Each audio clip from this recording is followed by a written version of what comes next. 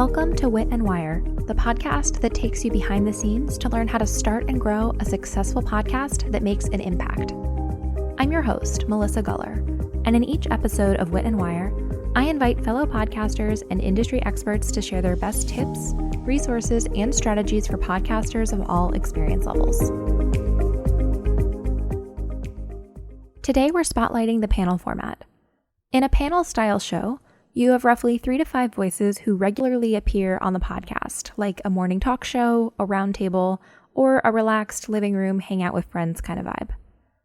This is part 3 of our 5-part spotlight series on podcast formats, and you can check out the rest through the link in the show notes or by heading to witandwire.com/12. To help us learn more about the panel format, today I have with me Andy and John from the Purple Rock Survivor podcast, which is, in their words, not mine, the smartest, funniest, most humble, and best Survivor podcast on the internet. As a massive Survivor nerd myself, I tend to agree, and I consider their spoiler-free complete season ranking to be the absolute truth. I'll throw a link in the show notes. Andy and John are 2 fans of the CBS reality TV show Survivor, who met online and through a series of escalating jokes and dares, wound up making a podcast about it. Against all odds, they're somehow still doing it 7 years later. Andy, John, welcome to the podcast. Thank you for having me. Yes, we're able to talk about one of my other favorite topics, which is me and things I do. So I'm really excited for the opportunity. Perfect, right in that sweet spot. So I want to just kind of start at the beginning. I know you guys met online, but what's the story? Andy, why don't you tell this one? So we met on a website. That already sounds a lot more interesting than it is. So many people these days meeting on websites. It's called the AV Club. It was an offshoot of The Onion. They had a TV club where they would break down episodes of television shows, and they had a very healthy consumer commenter base, of which we were participants, and they were covering Survivor. And myself, John, several others. It's probably about 10 to 15 commenters who were regularly filling that comment board up. And it would, from there, it was just kind of like you got to know the same people. John and I started then following each other on Twitter because our shared interests extended just past Survivor as well to things like the NBA and that. And, we would DM about stuff like that. And then eventually we decided to have a podcast. I kind of reject the idea of having interests beyond Survivor, but to each their own. I mean, a lot of our audience rejects that same premise. But one of the things that happened with us is that through those DMs, we would keep going on and on about the show to the point that it became a running joke, save it for the podcast. And at a certain point, save it for the podcast actually materialized in the form of a podcast. Yeah, it used to be the joke that we would tell, that we would know we were way too far gone in, our Survivor fandom and the passion for this when we would start a podcast. It's that's when we know that, things have gone way too far, and that's where the joke would come from. And we would just keep joking like that until, lo and behold. And it was this, almost like a daring thing, ha, ha, ha, ha, that'd be insane. Why would we do that? But if we did that, we should call it this. And they'll be like, oh, that's a great name. But of course we would never do it. Oh, and then just in case we ever wanted to just play around, I bought a microphone. It was just this escalating series of dares until one day we were, for the first time ever, talking to each other right before we decided to record a podcast. Oh, wow. What was the moment where you finally took the plunge? Did one of you finally cross that line? I think was it me that bought the microphone first? I think you actually might have already had one. And I said, well, I could buy one. And then I did. And then from that point, I think we started talking actual logistics until it sort of willed itself into existence. Yeah, I do marketing for a living, so I already had access to a microphone. It wasn't mine. It was a company one, but it was at my desk. I could use it when I needed to. And then we were like, okay, well, then this will be what the podcast is. And this will be the sort of things we'll do. And it was all leading up to the start of a Survivor season.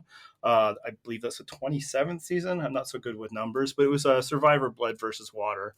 It was 7 years ago. And we're like, well, you know what? It'll be funny. We'll make one show. We'll just do a preview for that season. And I think we had one other commenter on as a guest. if we didn't the first one, we did the second one. And we're like, and we'll just like post it wherever. Like, I think I found a free podcast site and just threw it up there. And we're like, 10, 12 people in the comments will listen. They'll think it's funny that the thing we kept joking about became a thing. Like, it was just going to be an in-joke. And then we did it. And then we did it after week 1. And then we did it after week 2. And then, we kept doing it for like 7 years. And I think part of the surprise was when we did that first one, I think that free podcasting site did have some metrics, and we got several hundred listens, which was far, far more than we expected. Wow. Do you know how people were finding you? At first, it had to only have been through like the AV Club. We started like a Twitter account to promote it. We started a Tumblr account just because we were just looking for things to start. Not really the appropriate venue or audience. We let that one die pretty quickly. But and then like John did a little bit of advertising, like not paid advertising, but like he would go out to like where other Survivor fans were. But I don't even know if we did it on the first one. I know like through the first season, like he would post like Survivor Reddit and that sort of thing. But I think a lot of it was just organic from like other commenters in the AV Club. I feel like the world of like forums and comments, it's so powerful, like Reddits and everywhere else like that, because that's where people love the thing that you love. And so I'm sure they were so excited to see a podcast they could tune in, feel like they were just chatting with you guys. I think part of it is that you don't recognize how many lurkers there are on any given forum or comment section. Even if you just look at our website, you look at the amount of comments that we have and you think, that we have a fairly well developed community. But then you look at our traffic numbers for the podcasts and the website itself, and it's far, far greater, like exponentially larger. It's a shock. Are you comfortable sharing any of those numbers with us? Sure. Let's see. Website wise, I think we just crossed over 3 million views fairly recently. Podcast listens, I think this past season, we cracked like the 5,000 per episode mark at several points. I think this season, though, was a bit of a jump over recent seasons. We've generally been, I think, 3,000 to 4,000. And I don't know if it was just the appeal of this particular season or because it was an all-winter season for those who are not Survivor fans that are listening to this. Whether it was that or it was just continued organic growth, I don't know. But we definitely increased our audience this season. With one caveat that we should mention is that we don't have like exact metrics for our listens. There's a bit of a formula that we've put together to get an estimate. And, we can get into it if that's a level of interest you have. But we don't pay like for a traditional podcasting host. So we don't get good metrics. But we do have to pay for bandwidth and we can, figure out things from there. Is that accurate, John? What I'm kind of pointing Yeah, I mean, what we essentially do is I can tell basically how many times a certain file has been downloaded through some quick math on my end from the storage, which we use Amazon for storage if that matters. I think that's super helpful. I think just having even the rough numbers is useful to hear. And you guys have been doing this for, 7 years, like you said. And I think that obviously adds up over time too. Now, I also noticed you mentioned, this was a pretty big season 40, Winners at War. We won't get too nerdy. We will talk a little bit of Survivor today. But I do think that other listeners might be interested in starting podcasts about maybe their TV show that they love, or maybe even a book series or something that's, regularly producing new content. So I'm curious to hear, do you have any maybe advice around things that are working for you guys or definitely didn't work for you?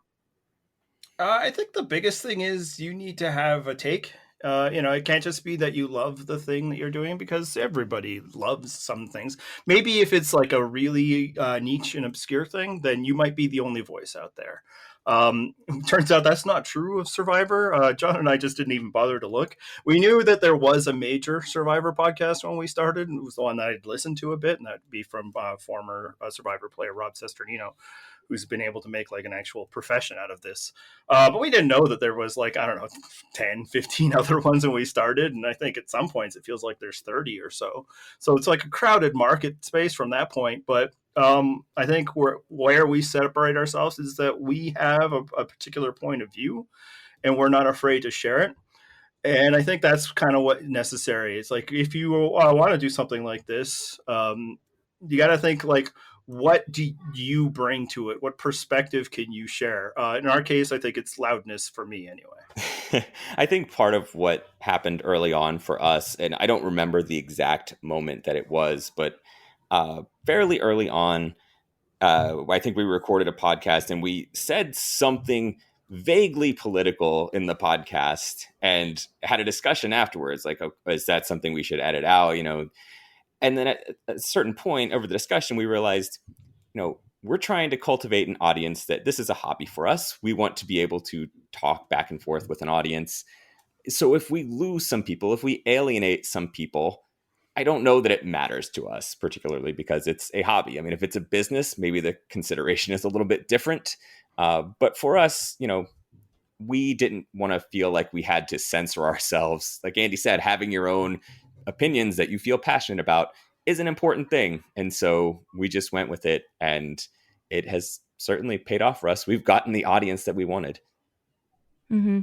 And I know I'm just talking with the two of you today, but there are certainly many more people who are involved in your podcast too. So can you talk a little bit more about the other voices that kind of come in and out of your show?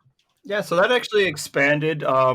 First day, again, it was just me and John, goofing off, finalizing the dare that we'd put in front of each other. And then, and most of our podcast it was a podcast, and we would advertise it in other people's spaces, including the AV Club.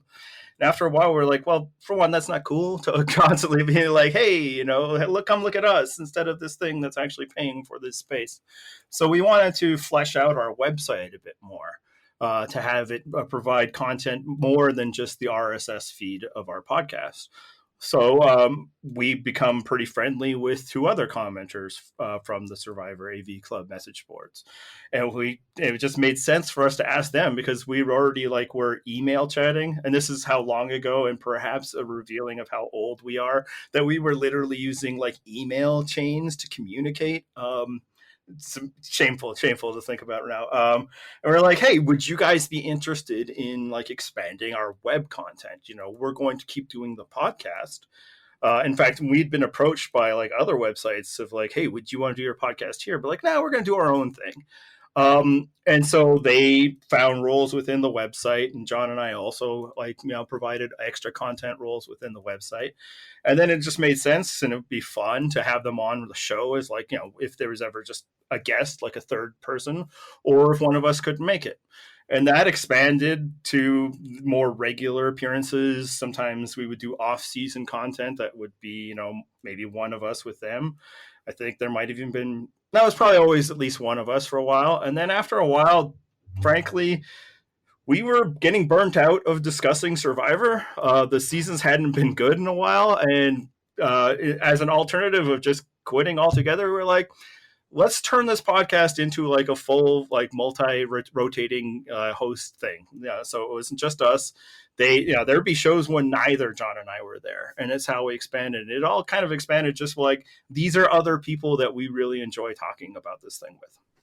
Yeah, and it's similar to how Andy and I started. Just we wanted to talk to people who had interesting opinions, strong opinions, passionate opinions, and it started with just Matt and Emma. But from there, we had the website going, and we got some of our commenters to write some content for us. We had a few of them come on as podcast guests. And then eventually one or two of them became essentially staff for us. Not that they're paid, because we aren't either, but they got to then come on the podcast more regularly. And we continue to pull people from, especially if there's a given topic on a Survivor episode that one of our commenters might be more knowledgeable about than we are, we try to involve them in the podcast if we can. I think that's a really cool part about having more people involved in this kind of panel rotating format, is that some of you probably have certain knowledge about maybe different seasons, different players. And like you said, I think the burnout can get real. So definitely a huge advantage to have more people to share the workload. Yeah, and it's a bit of a mixed bag. The concern we had when we turned it over is how much of people's expectation for a podcast is to hear a particular voice, a particular presentation. I know, like, there are podcasts I listen to that's like, I want to hear the host's opinion. And if suddenly it became like a thing where I don't know which host it is every week, I was concerned what that would be. But the alternative was no show. And I do think there's also a strength, like, like Emma and I have a lot of similar opinions about things in weird ways, even though I'm like 100 years older than her, but it's still different. She has a different perspective. So I think especially like our core audience, I think they like hearing that other perspective. Also, most of them like her better, period. Yeah, we tend to be trolling our own audience and letting them troll us. So it's a loving trolling relationship. But I think, the perspective, like something that just a random fact that Emma provided. We're watching Survivor and she talks about how, it's unfair that these women's shorts don't have pockets. This is not a thing that I, as a male, would have ever noticed. So it was nice to have that voice that has the experience to say, like, hey, this is something you guys are not paying attention to and noticing. It was relevant to an episode, but we would not have caught that. Yeah, like, not only are we men, we're like middle-aged white guys, so we're used to wearing shorts with far more pocket space than we require. So just like that's a perspective right there. Yeah, the podcast perspective, I think, is fun, not just for listeners, but I'm sure for you guys too, to in the moment react and be like, oh, this pocket thing I've never thought about before. Yeah, I think it's a nice way of saying that John and I probably got sick of talking to each other, right? Is that right, John? I mean, and also it is just nice sometimes to get some perspectives that we otherwise might not have gotten. And we've tried to extend that beyond just, we joked at one point that Emma was just there to be the token chick, which obviously is not true. She calls herself that.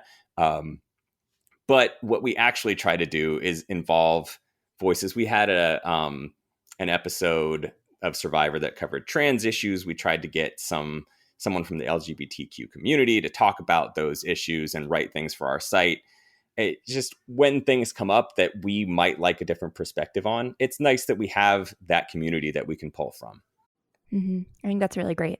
Are there any other maybe pros or fun parts about having so many people involved, or maybe some cons that we haven't talked about yet?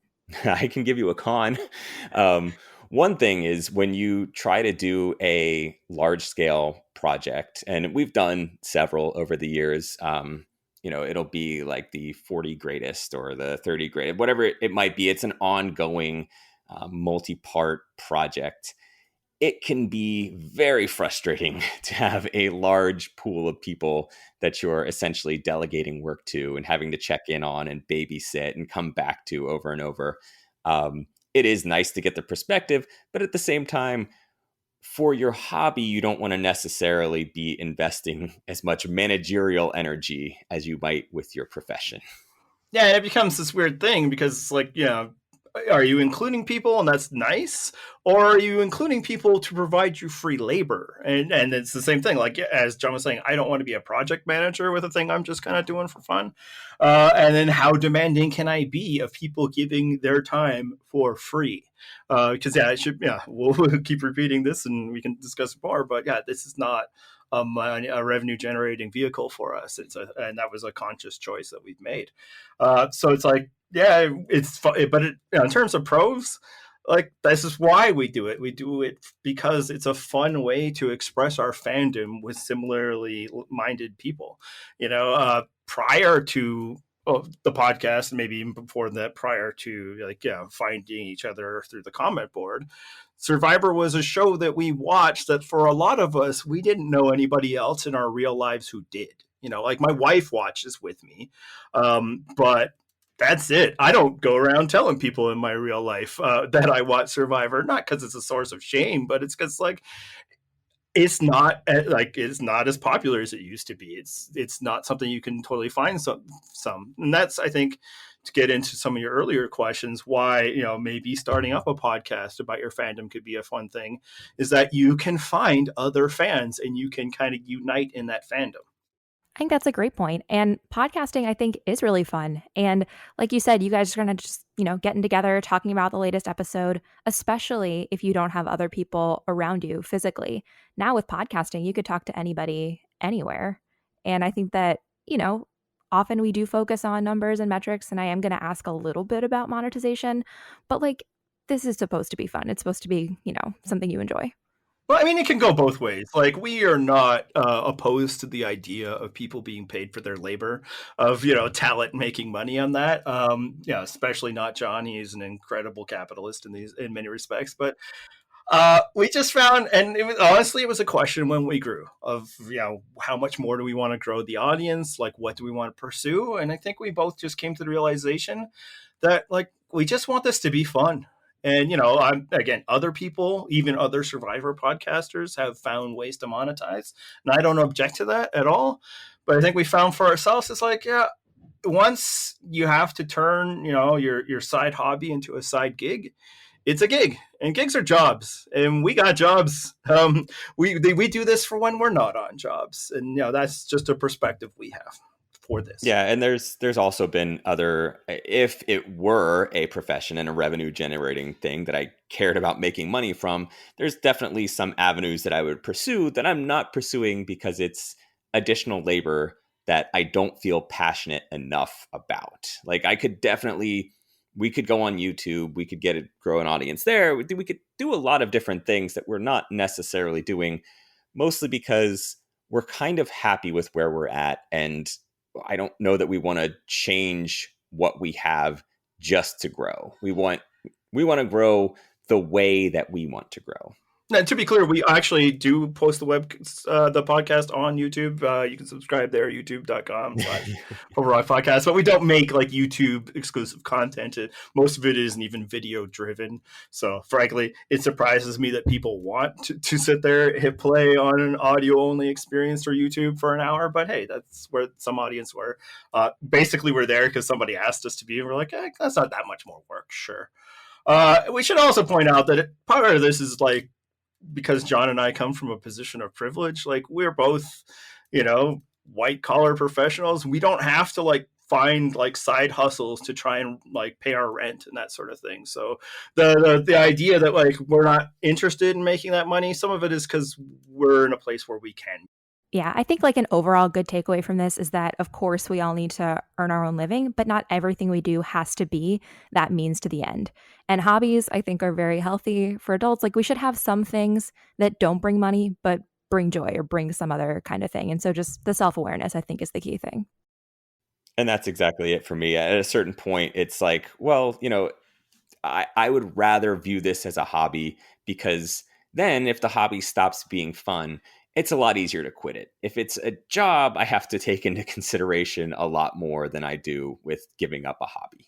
Yeah, and then the other thing to consider is that we have expanded this out to what we call 6 staff. And we, for one, we came up with the term staff as a joke, but also because it was like a useful identifier more than say like moderator or something was, especially when like we weren't all podcasting, when it was just the two of us and then other people doing work. So not only would we need to like generate enough revenue for the gig, we would have to find a way to equitably share it amongst those people, because there would be no scenario where we'd start pulling in money, just John and I, and be like, hey, Emma, Matt, Brad, Mark, you guys have fun, keep doing work for us. So just with all of that in consideration, we were like, we're okay. We're okay.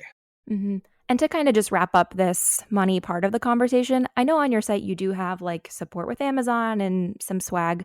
Does that at all help maybe cover the cost of some of your production? Or it sounds like it's not a huge revenue generator, but still it's there. So I'm curious to ask about it. So I'll let Andy talk about the swag thing first, because that's his baby. And then I'll take over for the Amazon and related costs and revenues. Yeah, it's a bit related. The swag came about, again, like a lot of things. People were asking for it. Our audience were, they said they wanted to, for one, some of it, they wanted to find a way to support the podcast. And they were international listeners, so the Amazon link wasn't any good for them. When Amazon link doesn't help me. I'm an international listener. So I was like, okay, but like I'm not going to print up a bunch of T-shirts and store them and stuff. And they said, they wanted to wear them for like Survivor, like live events they were attending. They wanted to kind of represent. So found the Redbubble site and put it up there. And because I was really only thinking of very specific audience members who said they wanted it, and people I kind of consider, internet friends, I set the percentage of money we get at the lowest point, no, lower than what the recommended was. So no, it hasn't offset costs at all. In fact, after at first I had set up coming to me, and I think we got I don't want to say how much, but less than a healthy allowance for a teenager. And then recently I was like, you know what? All we're selling here is the artwork of the website, which is all done by staff member Mark. He's created our graphic design, our logo, because that's what he does professionally. He's done it for us for free. So I'm like, you take the account. So whatever money now is coming in is going into his PayPal account, and hopefully he's bought him a coffee or two. Yeah, I can say that the Amazon link, I started that only because I'd had some experience doing websites in the past. So initially, we did get a decent amount with that. But with Amazon referral stuff, over time, once the algorithm detects that you're getting the same customers, you start getting declining revenue from it. So yeah, initially, it definitely offset costs. I don't know, and I'd love to give you an exact dollar figure. I'll ballpark it at, say, we were getting, I don't know, $10 to $20 a month. It wasn't a lot. And then it started to trail off, and now it's pretty minimal. I'm definitely paying more to Amazon than I'm getting back from Amazon. Yeah. Aren't we all? Very true in so many ways. Even metaphysical. One thing we should note is, and John would be able to speak to this better than I did, and this would be interesting to your listeners. A lot of the structural decisions we've made for show delivery and that sort of thing were made with budgetary reason, in mind. So John, because he's good at this stuff, has done a lot of things to keep what we pay fairly low. Yeah, I don't know if you want to go into the specifics of how much it costs to run a website / podcast, if that's appealing to you at all. Maybe you can just give, what are some of the biggest expenses? You don't even have to give numbers, but I'd love to. You guys run so much more than the podcast too, so I think a little bit of a peek could be really helpful. Okay. Probably the biggest expense is just the hosting of the audio files for the podcast, because we host with Amazon, and they do charge you based on how often those are accessed. So that's how I generally get my metrics of how many downloads we get. But as we've gotten more popular, this has become a more expensive hobby, to the point that, in the beginning, it was, I want to say, in the teens per month. Now it is, I want to say, just say more than that. I don't need a specific. 3 times that. Oh no, did we lose John? I don't want to talk about money. I'm not good at it. It's like the internet was just bleeping out the number. It's like we can hear it. Big Amazon was here. No, do not discourage people from podcasting. No. So I think the ongoing expense of hosting the audio in the range of 40 to 60, and then the website itself is pretty cheap, just because, again, as Andy mentioned, I am an ardent capitalist and find the best deals and negotiate for such things. Amazon is less prone to negotiate with you, so you may want to, if you're looking for a place to haggle, I would suggest moving away from Amazon for hosting your audio files. Yeah. But yeah, we did it this way because we're not paying for metrics or, site hosting. I can't even remember the site we first set up in, because again, we were like, this is a goofy thing. Who would even listen to it? And then probably after 3 episodes, we'd exceeded the allowable bandwidth for free options. We're like, oh, okay, yeah. And that's a thing. And I'm sure you've talked about this before. It's something we've talked about when people have asked, we're thinking of starting up a podcast, is it will cost. And that's something, if you have any level of success at it anyway, it will cost. And that's something you have to kind of prepare for. And it's probably better when you start out, and this is learned from experience of doing it the other way, of finding a scalable solution in case you do get an audience. And, we can't simply, automatically plan that you're going to have thousands of people listening right off the bat. But you don't want to get into just pick the quickest, easiest solution first, only to realize that that if this thing does succeed at any level, it will become much more expensive than you were planning to spend, because it wasn't easy moving from place to place as we did at the very beginning. Yeah, there were a lot of bugs along the way as we transitioned. I think, if this is something you're not sure how high you're going to scale up, just start with YouTube, just because it's a very low level of commitment. And again, YouTube has the resources to easily scale up to accept any size audience you get, and then you can always branch out from there. Definitely. And I'll include some links in the show notes too, in case people want to test out some free or very cheap hosting solutions. Now, I realized earlier I wanted to ask you about how you record. Like when Survivor's in season, of course, it's coming out every week. So what's the system? How do you guys get together? Do you do it like immediately? What's the deal? Okay, so we have a Slack that we use for all of us that we call staff, even though we are not paid.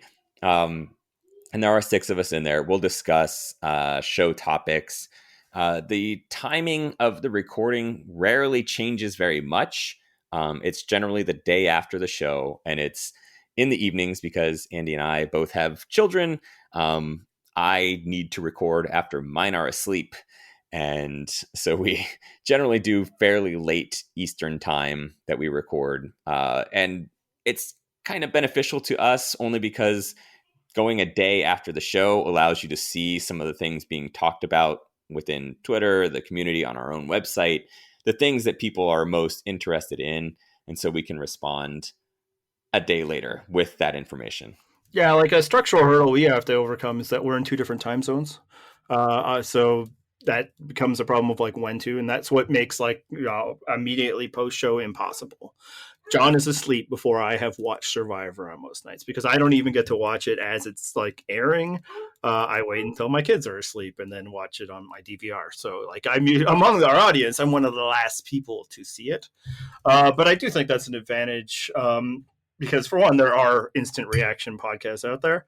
They will deliver that for the audience who looks for it. Our website has a very healthy instant reaction commenting, where like pretty much every episode goes up there. We're like around 1,000 comments of people going in there. That kind of gives you an idea of the robustness of the community. But because we are just a fan podcast, we actually don't have any level of expertise on this show at all, other than we watch it a lot and we think about it. We don't interview survivors as a conscious choice we've made. We have in the past. We might again every once in a while if it's somebody we were really interested in talking to. But there are plenty of other podcasts that actually have people who were there. But what we can't, the experience that we do have and the thing we can relate to is what it's like to be a fan of the show. And so for there, it's helpful to have fan feedback and fan conversation to drive our conversation. And I think some people might think, maybe even me especially, that maybe sometimes I go too deep into the fan reaction. But I think it's because that's the area that interests me. Kind of getting earlier, have a perspective. Well, my perspective is I know what fans are like, and I know what fans of this show is like. So I can speak to that much more than I can speak to what it's like behind the scenes of a television show that I've never been on. I think that's a really good example from before when you mentioned having a take, like being the podcast that interviews the actual survivors versus being like the podcast of fans. And it's like, what are people talking about? What was the controversial thing that happened? I think that's maybe a helpful way to tangibly explain what we were talking about earlier. And I think one of the things that, it was probably not possible in all forms of fandom, but because it is a reality show, it'd be quite easy if we wanted to access some of these people to talk to them about their experiences. It's just that generally that is not our greatest interests. I know there are a lot of podcasts that desperately want to interview as many survivors as they can. It's not really our thing. And, if you're covering if you have a fandom podcast about books or card games or board games or anything like that, it might be possible to reach out and talk to some creators. They'd like to talk about their craft. Similarly, reality stars are very willing to talk to you because they like to talk about themselves. And at a certain point, that's not as interesting to us. And the biggest reason why it's not interesting is I like to talk about myself. And Yes. I found when we've had interviews with people, like it ain't about me, it's really about the interview subject. And I'm uncomfortable with that. I want it to be about me and my ideas and, maybe if I have to, because I need to take a drink of water, John's ideas too. But yeah, if I'm interviewing somebody who's actually on Survivor, my role is to ask a few questions and then, shut up and let them talk about it. And you can get that elsewhere. You come to this podcast for us to sound like idiots, not to interview other idiots. Well said. We hinted earlier at the fact that you guys have more than just the podcast going on, but you guys do all kinds of fun stuff on your site. I personally am a huge fan of the rankings. I think that may have actually been how I first found you. But you've got Fantasy Leagues, I saw like a game show recently. It just seems like you guys are having a lot of fun. So do you want to just talk a little bit more about some of the other Purple Rock World things you have going on? Yeah, I'll start with that. So one of the things that we did was when we were setting up the website, I was trying to think of what we could do that would make the site itself a place that people would go, because in addition to the podcast, we wanted to have a community, and the easiest way that we could do that was from our own experience. We'd been commenters at the AV Club. Oh, why don't we just start a comment section here? But to do that, you need to start building an audience. And one of the first things that we did is we set up a fantasy game, made it as accessible as possible, and then just started putting that out there just to try to get people interested in the fantasy game, because at that time there wasn't really anybody else that was running such a thing. And so we brought that in, got some commenters from that. We began doing the season rankings, which, just to pull back the curtain on that a bit, that is by far like exponential levels higher than any other page that we have on our site. It gets viewed thousands of times a day from all around the world, which is fascinating to us. And it's referenced in Wikipedias and things like that, which always amuses us. And it's just another example of, we have a take. This is what we decided are the best and worst Survivor seasons. And it just spurs discussion. It gets people to jump in and be like, you're ridiculous. How could you say that this season sucks or this season's great? You're so wrong. We just recently got like a 17 paragraph email telling us how wrong we are about our rankings, which we thoroughly enjoyed. The best part is also not even that, like, I love this season. How could you say you didn't like it, or vice versa? The best and most frequent is always, how dare you say this season is the 25th best season when it is so clearly the 30th best season.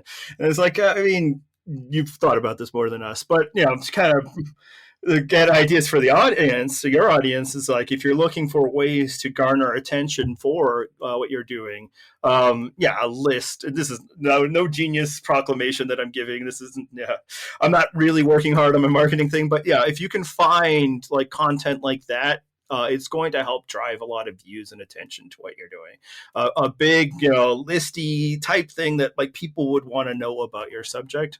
Those really work. The game show thing, we just actually did that on Saturday, and it spurred out of what we did to end the most recent season. We decided to do, because everybody in the world right now is Zoom communicating, whether it's our kids at school or other people.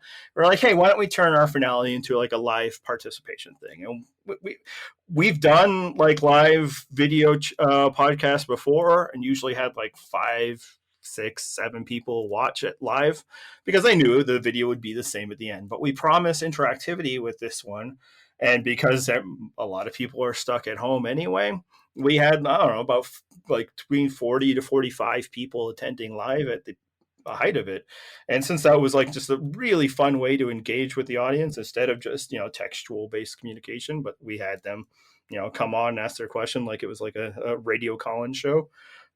John was looking for other activities, so we decided to put her on our own Zoom Family Feud. I think these are so fun. And any of these ideas, whether it's, thinking about how to create community or thinking about a list, and specifically, I think you said a list that people want to read about or something that they're actually searching for, whether you're creating like some kind of game fantasy league or participation or this game show. I just think it's so fun that as podcasters, we can kind of do whatever. And that's the beauty of the game. Like 7 years later, you guys aren't doing the same thing you were doing right at the start. Yeah, a big thing that drives us is like, what's going to be fun for us this time out? Like most seasons, we'll come up with a new gimmick for that season for us, something that we'll do like as a segment for the podcast.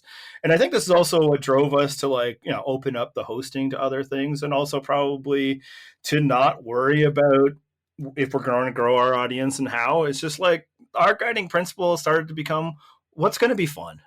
Like, is this going to be fun? It'll be fun for us to, post the picture of the same contestant every week until people complain, and then even more so after they complain. It's just like we look to try to entertain ourselves. We feel like we've cultivated a community of similarly minded, hopefully not so similarly minded that it just becomes an echo chamber of too much, but people who get the vibe, people who are kind of in on the joke. And then that's why on like a Thursday night, there's a lot of times when it's like maybe like leading up to it, I don't really feel like heading down to my room and setting up the podcast and getting everything ready. But then once we go, it's just fun to like goof off with my friends. Sorry, was I supposed to jump in there? Usually you do. He usually knows my cadence of like going up and then building, and then I stop talking and then I figure, now I'll let somebody else do it. I thought even I knew the cadence by now. I was like waiting for it. You know what? And that's one of the things that we talk about too, is that we have so many reps together that we've gotten to the point that we know if there is a slight pause, that's when you just dive right in, because dead air is your enemy. And we joke about this all the time, because when you're bringing in someone new to the podcast, they are new. They haven't done anything before. One of the things that we always try to tell them is don't shut up. And if one of us shuts up, you start talking. And I just violated my own rule there. Now we can fix the crosstalk in post, but we would rather not have to fix every pause, which sometimes we do. And that probably breaks down to what I was talking about earlier. I am an incredibly unskilled interviewer and should not be trusted with that responsibility. Well, I do want to talk a little bit about maybe some other behind the scenes element of your podcast, like don't have dead air, great advice. But maybe what are some things that you wish you knew about podcasting like way sooner? Oh, one thing would be maybe talk to your co-host prior to filming or to recording your first podcast. I would never go back and listen to our first podcast. Oh God, I tried. I imagine it's very bad. That's actually a piece of advice right there. You're not going to be great right away. Who knows? You might not be great ever. I should not presume that to be the case after 7 years. But, like anything else, you'll get some reps. You'll feel more comfortable. You probably won't like the sound of your voice. So I hear. That's not really a problem I have. But yeah, that'd be one thing. Yeah, is maybe try to establish if you are having a co-host. I couldn't imagine not having a co-host. That's like a radio talent that I can't imagine that you're just filling the air all by yourself. But it probably could be done. But if you have a co-host, try to maybe establish some level of verbal comfort with them beforehand. Unless you're like Melissa here and you're just really used to talking to people. Maybe it's not actually that difficult. But John and I are terribly antisocial, so we're like, oh my God, talking to someone, I don't know. Yeah, it's just not a muscle that we have. We've never flexed that muscle. One other thing that I would suggest too is a very useful thing for me early on was editing my own podcasts, because when I'd go to edit, I would notice certain things that were very annoying to edit around, or certain verbal tics that I was having, or things that I was doing with my voice that I was like, wow, that sounds terrible. And over time, listening to that, and then you sort of train yourself in the moment while you're talking on a podcast to talk in ways that you don't hate when you listen back while you're editing.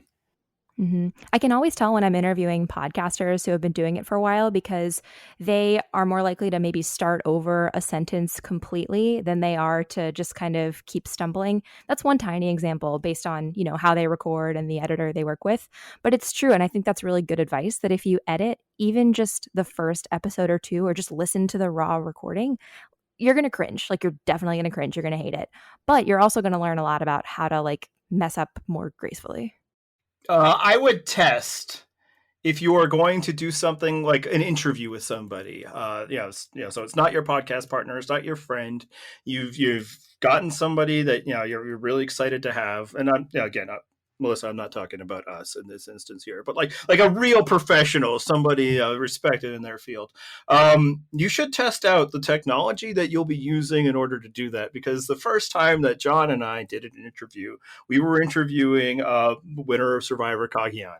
We had communicated with him throughout the season, so there was at least that level of comfort, but it was all textual-based communication. So then it's time to go on, and we had never worked out how to record a podcast with somebody who isn't us. Or at least somebody that we couldn't 100% walk through the steps and trust them to do some of the technological hurdles. Because like the way we do it, we, again, because we're not using like a third-party site or whatever, we each record our own vocals ourselves and then email it to whoever's going to be editing that and then piece them together through Audacity. So that wasn't going to be an option when interviewing this guy. So we're like, and this was like... I don't know, was that 5 years ago or so? So there were fewer options, or at least that which we were knew about. Like we talked to each other over Skype because, again, we're old and that's what we used then. When we brought in our youngest staff member to do a podcast, he's like, I don't even have Skype. We're like, oh, right. Yeah, that's an old thing. That's probably not what people are using at all anymore. So we were calling him on Skype, and I had to pay for a third-party recording process because that wasn't even like part of the package with Skype at the time. But I had a free version, and I didn't read the fine line that you only get like 10, 15 minutes for free, and then they charge you. So like 10 or whatever the time limit was into the interview, maybe like a few minutes before, I was getting the warning, like, you've reaching your limit, you have to pay for this. And I'm like, I'm just panicking. I'm like, oh God. And this guy talks even more than I do, and so fastly. So there wasn't even like an opportunity to be like, excuse me, we just need a minute here. So I'm like texting John, like, oh, we're about to run out. What do we do? And it's buzzing over the recording to the point where he's like, what's that noise? I'm like, ah. So luckily he just keeps monologuing. I run up the stairs and grab my wallet so that I have like my credit card, and I'm like frantically typing it in. And we ended up losing like, I think about 5 minutes of him talking. Luckily it was like a 2.5 hour interview, so nobody really noticed the difference. But yes, that is a huge piece of advice. If you are interviewing somebody, make sure you know how the tools that you're using will be working. I think I can wrap up some of the great advice that we've shared on the show, and then maybe you guys can jump in if we missed anything. So talk to your co-host before recording. You can't negotiate with Amazon. Test your tech. Don't trust Andy with numbers. John saves the day all the time. And then maybe some legitimate advice, like, think about how you might scale later and always have a take and think about your community. Like, we had some value there too. But any other just advice or topics that you wanted to share that maybe we haven't gotten to? Actually, I got a question for you, if you don't mind.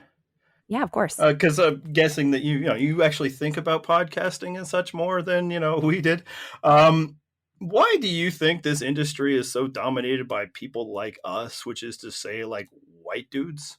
Do you think like there's a barrier for entry, or do you think it's just that like we've been told our whole lives that our opinions matter and we've grown to believe it? Like, do you have any thoughts on that at all?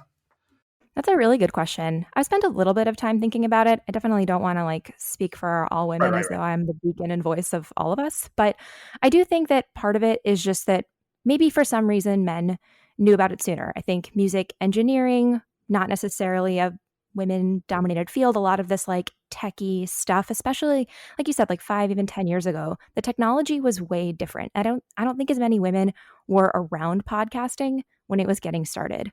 And then even now, I often wonder if women are intimidated by one of two things: intimidated by the tech, or worry that their voice isn't worth putting out there. Like the who am I to talk about this? There are 1,000 other podcasts already doing this. Why should I add my voice to the mix? But those are just a couple of guesses, I think that's probably accurate, is that, it is hard, especially if you look at an already crowded marketplace, to convince yourself like, no, my voice belongs in this market. And I would say that you're not going to know if that's true until you try. And so I totally understand having those feelings, but dive in. If you're debating the podcast thing, the accessibility has never been higher. It is a lot easier to do this now than it ever was when we started 7 years ago. There's tools that we didn't even know about. Like, we're recording currently on a tool that we did not know about. And there are other podcasters, hopefully, that would be willing to help you out. We certainly are. I don't know if our experience would be relevant to you, but always feel free to reach out to us. We're on Twitter. You can email us. We've got a website, all those different things. And then hopefully, just if you have a community already built around whatever it is, your passion, they can probably contribute as well. We happen to find someone to do our art for our podcast just based on someone that was in the community that we were a part of. So yeah, he noticed that the terrible Microsoft Paint logo that John was working. He's like, "Hey, noticed you're doing a little bit of graphic design there. I'm actually a trained professional on that. Would you like some help?" And we're like, "Oh, we can't pay." And that went from there. But yeah, I mean, that kind of ties into what I was saying earlier about like if you wanted to start, say, a fan podcast, it's like have a perspective. Well, one incredibly underserved perspective in so many of these venues is not us, not white men, right? White cishet men. Like, again, we're out there all the time, and you can just sift through piles and piles of us sharing our so valuable and precious thoughts. But like other audiences, I'm sure would love to it. I actually see it a lot in places like Twitter. Every once in a while when I deign to go into Reddit and maybe like, are there any podcasts hosted by women? And every once in a while they'll point out, well, the Purple Rock podcast is Emma, but it's like, yeah, she's on like every 3 weeks maybe. And last season we decided, because it was a big anniversary season, John and I would try to just kind of get back to the vibe of just he and I. I'm not sure that's if there is a Survivor season again, we would continue that. But like that's a voice, and there's plenty of other community groups. So like, if that's what's interesting to you, I do wonder also if another barrier for entry is like nobody's coming after us on social media. Yes. Like we risk nothing by putting out like our thoughts and like opinions. Like, every once in a while somebody will like leave angry comments and we get to laugh about it because nobody's threatening to kill us because we said their favorite Survivor wasn't as entertaining enough. So I wonder about that as well. I think that's a good point. Like, it may feel huge to like put yourself out there and do this big podcast thing, but really, like, who is going to come after you, like you said, and what is really the worst thing that could happen? Maybe it's the worst thing that happens that only your mom tunes in and then you decide, okay, maybe not. It's at the end of the day, like, not going to be a huge downfall just to give it a go.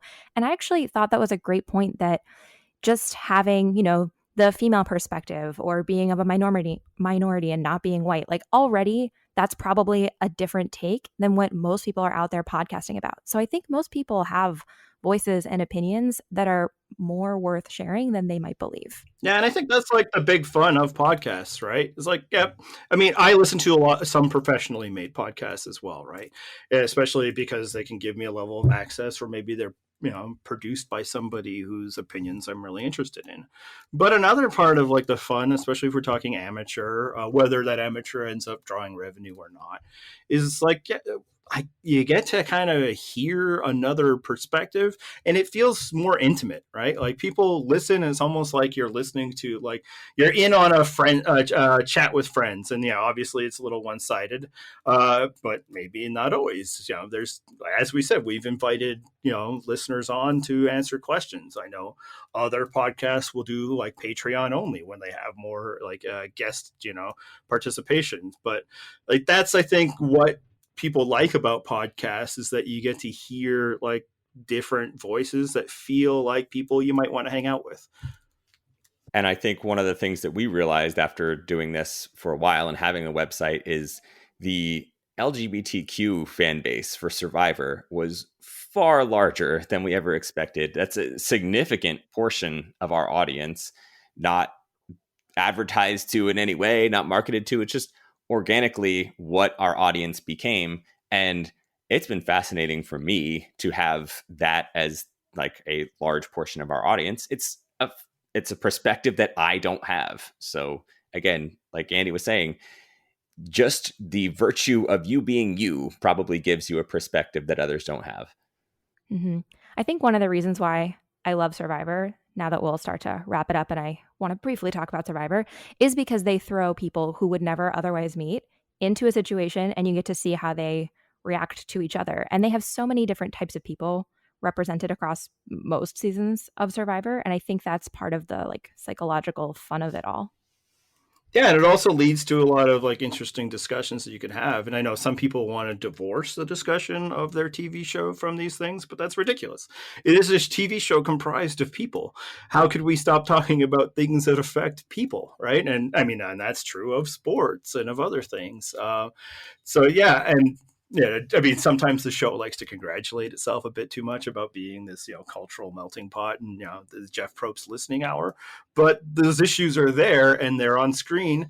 And if you have a community where people are talking and sharing, especially if it's an input-output community like ours, as opposed to merely output, which some podcasts might be, especially if they don't have like attendant social media presences or whatever, then you should have those discussions. Because why, like, go watch a scripted television show that might have a more narrower focus. This isn't that. This is, people, interacting with people.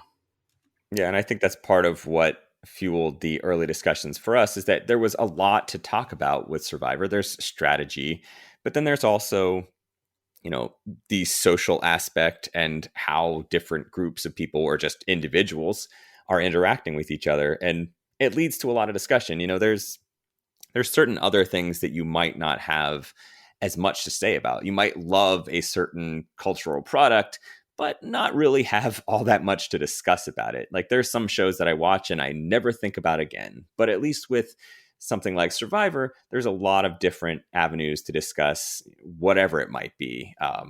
Just what ideal strategy could have taken place there and what pieces will be moving around later, or what cultural issue was brought up this week. Yeah. And I hope that listeners think about like, what's that thing that you love to talk about? And there's just so much that you would want to chat about with friends, whether or not you actually have friends who love the thing that you love. Like there's probably a seed of an idea there. And if you've been thinking about podcasting about it, hopefully people are feeling encouraged and like it's something that, they could have a little fun with. So as we do wrap up, where can people find you guys online and tune in? I will say it because Andy always screws this up when I let him. It's purplerockpodcast.com. You don't have to put www in front of it. You can. It's allowable. It will still send you there. It's still on the World Wide Web. I don't know why you keep bothering me about this.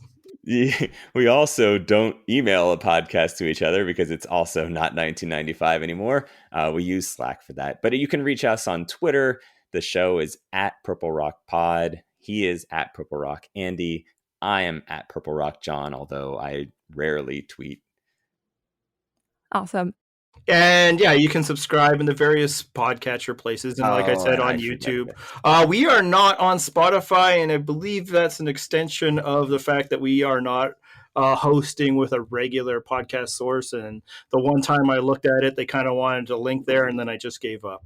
What do you think, Melissa? Should I look into that again, or am I kind of correct here that they want you to have a bit more, something more formal?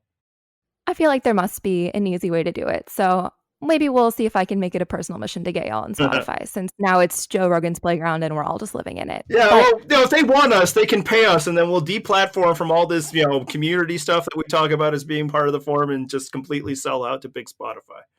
I mean, they bought Gimlet. What does Gimlet offer that we don't? Such a great point. Honestly, I don't see any difference. Well, I do encourage people to go check out your website, and we'll include it in the show notes. There's just so much to piece through. And before we go, here's the closing question. Who is your favorite Survivor of all time? Go. It might be Tony Vlachos, and that was the person we were referencing interviewing before. And we might, not to spoil anything, might soon be interviewing him again. For me, it's Boston Rob, and I like that, identifying him. If you're within the Survivor fan community, will just mark you as like a filthy casual. The same thing, like people who just watch it, normally. I like that about me. I like that I've chosen one of the most obvious and popular and famous Survivors of all time as my favorite, because I don't need to be unique about these things. I just need to be right. No. Well, mine is Parvati, although Sarah really climbed up my radar in season 40. She was so good in that season. And she was obviously really good in the season that she won. That's often a prerequisite, not always. But yeah, just the way that she was able to control the game to the degree that she was able to was, very impressive. And yeah, Parvati is amazing. Yeah, both of those amazing picks. Yeah, great picks all around. Good job, team. Well, Thank you both for joining. Andy, John, it's been such a pleasure chatting with you guys and learning more about your podcast. And I hope that listeners enjoyed learning more and that they'll check out your podcast. Well, thank you very much. Thanks for having us. Thank you again for joining us this week. To learn more about the Purple Rock Survivor podcast or to check out the other episodes in the podcast format series, check out the complete show notes at witandwire.com/12. Before you go, if you're enjoying the podcast or this series, I hope you'll pass it along to a friend. I'd love to help as many new and growing podcasters as possible. So if you think someone would benefit from a little more podcasting knowledge, I hope you'll pass along the link to witandwire.com/podcast or directly to this episode. Or if you'd like, you can share your favorite episode as a screenshot via Instagram stories, and if you tag me at witandwire, I'll repost and thank you profusely. Up next, we're tackling one of the most popular formats of all time, the interview format. Stay tuned or keep listening to learn more about why this format works, who it's for, and how to find amazing guests for your show. Thank you again for joining me, Melissa Guller, in this episode of Wit and Wire. I'll see you next time, podcasters.